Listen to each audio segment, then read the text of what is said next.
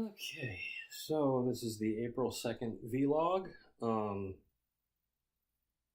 Okay, the window over here is open, and as I sat down and looked out, some wind's blowing. So today's weather was very nice, which is a good thing. So my phone's app with its 9-day forecast says rain for the next 9 days. That's Western Washington for you. However, I'll still take that over the weather they've been getting on the East Coast. It's like winter hasn't actually ended for them yet. And that's what my sister was going back to. Poor her. But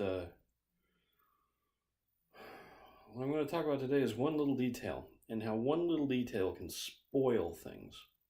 So, Elite Dangerous is this game I've been playing. And there's a lot of thinking that you can involve yourself with. You don't have to necessarily do a lot of thinking, but it is a more cerebral game than a lot of games with sort of a instant gratification, be the giant monster, get a reward, just get to the next level and fight a whole bunch of new things again. It's not that kind of game.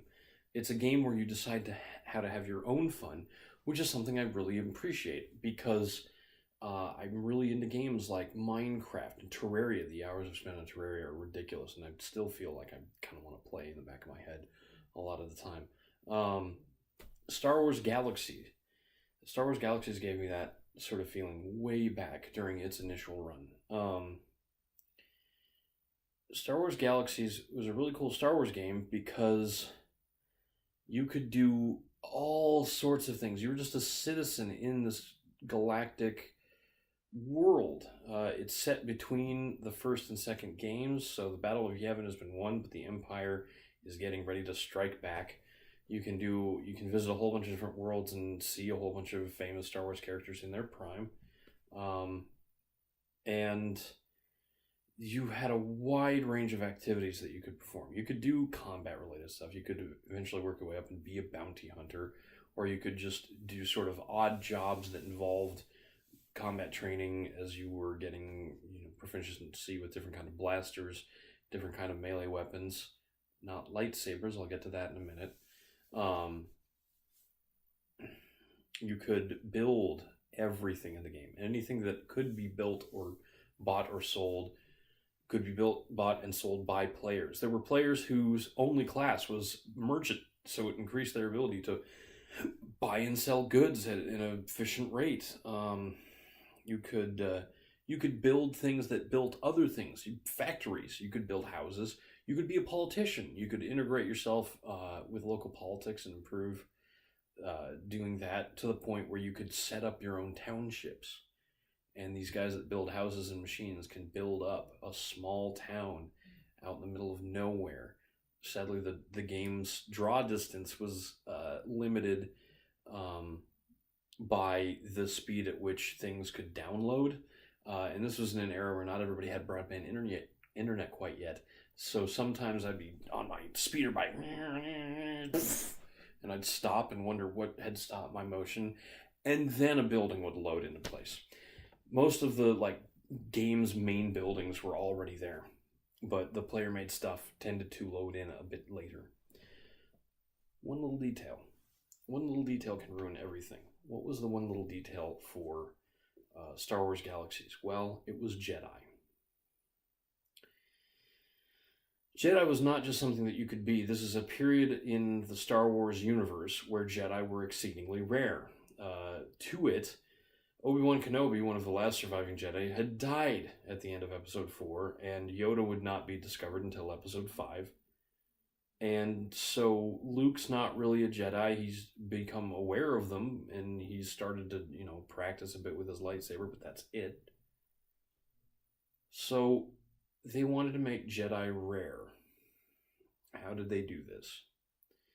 Well, the original in-game mechanic, if I'm remembering correctly, and this might be a few stages after they made it easier, but every time you mastered a specific skill tree, you had a chance of, let me put it this way. Of all the skills you could choose in the game secretly picked 6 skill tree groups, classes, whatever you wanted to call them. and decided that those were your Jedi holocron skills. And what's a holocron? It's just a little like device that plays a hologram message. But this was what was going to teach you how to be a Jedi.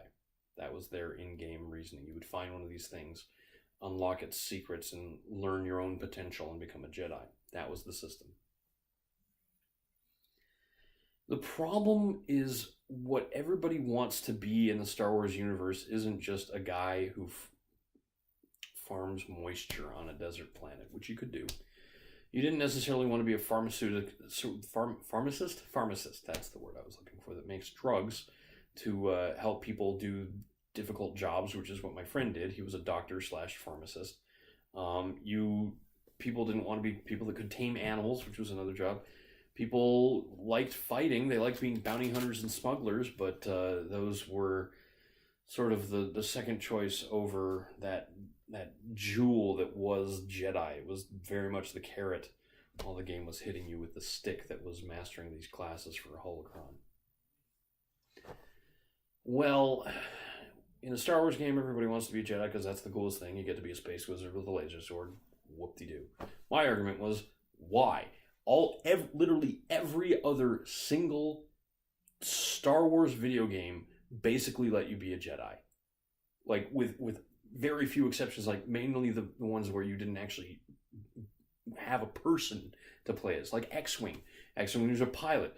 You were a pilot that was thought to be force sensitive because that's how good a pilot you were or whatever. Anyway, the point is this. There were plenty of games people could be a Jedi in, but they wanted to be a Jedi in this one because it was a shared world. One little detail. It was a shared world. So once word got out on how to become a Jedi, keep in mind this is an early-ish MMO, so it's literally an online community of people sharing information. Once the information on how to be a Jedi was revealed, everybody wanted to do it. Everybody was trying to max out skill classes just to see if they could see if it was one of the skills they needed to master, and once they got all 6, they would find the holocron, and then they would start on the convoluted Jedi storyline, eventually culminating their ability to build a lightsaber and be permanently PvP flagged to any bounty hunter or Imperial player in the game. Thankfully, Jedi were really, really hard to kill, so whatever. People whined and complained it was too hard, so the people that made the game eventually changed the manner in which you got these holocrons. Instead of picking 6 skill trees at random, once you maxed out your first 6, then you got your holocron. Something like that. Which just led to people building entire macro programming sets to automatically go places and do skills over and over and over again to build experience to max these skill trees so they could become Jedi. People still thought that was bad. In fact, they complained that it just forced people to use these macro programming sets to do this all day. And that was making a lot of players look like they were doing stuff, but in fact they were AFK at their jobs waiting to unlock Jedi to actually play the game. So they made it easier and they made it easier and they made it easier. And finally, years after the main player base had finally moved off because they were sick of the nonsense, they changed the game to be completely class-based. It was a little bit after World of Warcraft came out, so that should give you a time frame. It would be like 2005 or so. You picked one of 9 classes, and one of the 9 classes was just Jedi. Just giving a big middle finger to, to all of the lore that says, oh, there's not a lot of Jedi, and suddenly anybody can be a Jedi, and they all had very cookie-cutter story missions that were just sort of subpar versions of the kind of quests you would see in World of Warcraft. They were trying to be like World of Warcraft to save their game. It didn't work.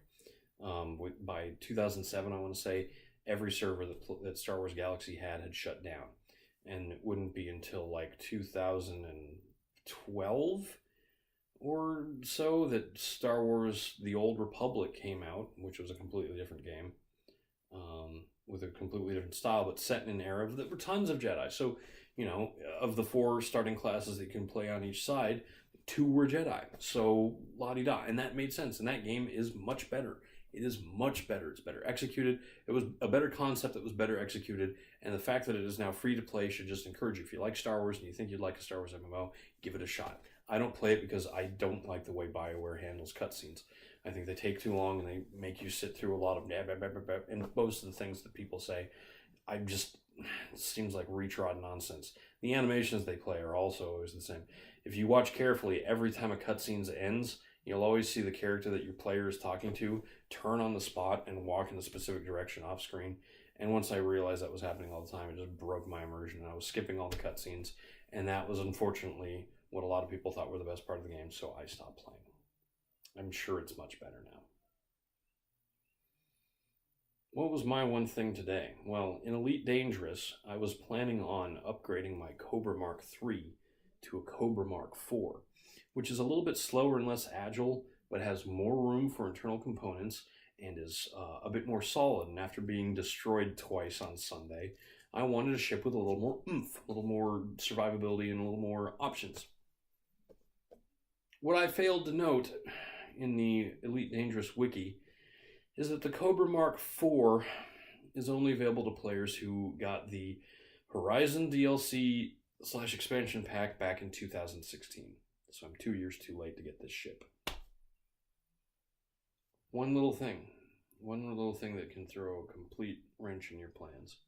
This is a minor quibble. I don't think Elite Dangerous has any of the same problems that you saw in Star Wars Galaxies. I think it lets you do a lot of different things. You can make your money in lots of different ways, and you can just enjoy space travel in lots of different ways. Excuse me. But I'm a little cheesed off that this fairly cool looking ship, especially on paper, and it's very good value for its price as well, is gated behind content that I will never be able to access. It's a little frustrating.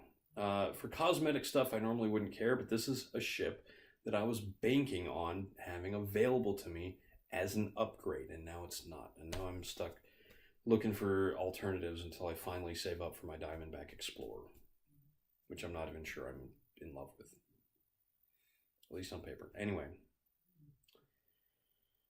not what I thought I'd rant about tonight, but past 10 minutes. So this has been Eric Spornitz, and tomorrow will be better.